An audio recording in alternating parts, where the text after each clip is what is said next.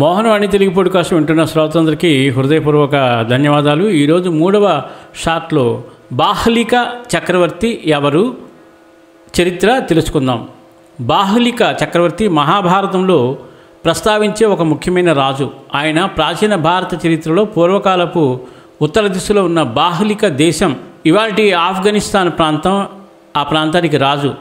ఇక్కడ ఆయన పూర్తి చరిత్ర సంక్షిప్తంగా. బాహ్లిక చక్రవర్తి ఎవరు? బాహ్లికుడు ప్రసిద్ధ కురువంశస్థుడు. ఆయన శాంతను మహారాజుకు పెద్దన్నయ్య, అంటే పాండవులు కౌరవులకు పెద్ద పినతండ్రి.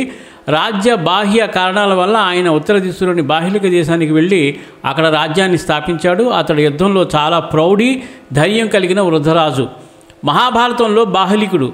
మహాభారత యుద్ధం ప్రారంభమైనప్పుడు బాహ్లికుడు దుర్యోధన పక్షంలో చేరాడు. కారణం, శాంతన వంశపు పెద్దగా హస్తినాపురపు రాజ్యానికి బంధుత్వ బాధ్యతతో కౌరవులను సమర్థించాడు. ఆయన చాలా వృద్ధుడైన అందరి ముందు యుద్ధరంగంలో ప్రవేశించాడు. కురుక్షేత్ర యుద్ధంలో ఘనత. బాహ్లికుడు అసాధారణ బలశాలి, రథసారథి మరియు ధనుర్ధారి. ఆయన చేతిలో అభిమన్యుడు, పాండవ వైపు ఉన్న చాలామంది వీరులు తీవ్రంగా గాయపడ్డారు. చివరికి భీష్మ పతనం తర్వాత బాహ్లికుడు యుద్ధంలో భీముని చేతిలో మరణించాడు. బాహ్లిక చక్రవర్తి విశేషాలు. ఆయనను వృద్ధ మహావీరుడు అని వర్ణిస్తారు.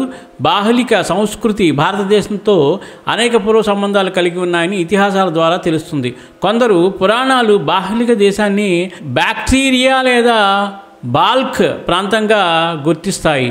బాహ్లికుని ప్రాముఖ్యత. కురువంశంలో పెద్దవాడు కావడంతో ఆయనకు మహాభారతంలో ప్రత్యేక స్థానం ఉంది. ధర్మం, బంధుత్వం, రాజధర్మం పాటిస్తూ యుద్ధరంగంలో ప్రవేశించిన వృద్ధవీరుడిగా ఆయనను గౌరవిస్తారు. మన భారతంలో ఎవరికీ తెలియని కొత్త క్యారెక్టరు కాబట్టి అందరూ తెలుసుకోవాలి. కాబట్టి మీరు అందరికీ షేర్ చేసి తెలియపరుస్తారు కదా, ప్లీజ్ దయచేసి షేర్ చేయండి. సర్వేజన సుఖినో భవంతు, లోకా సమస్త సుఖినో భవంతు. ధన్యవాదాలు. స్వస్తి.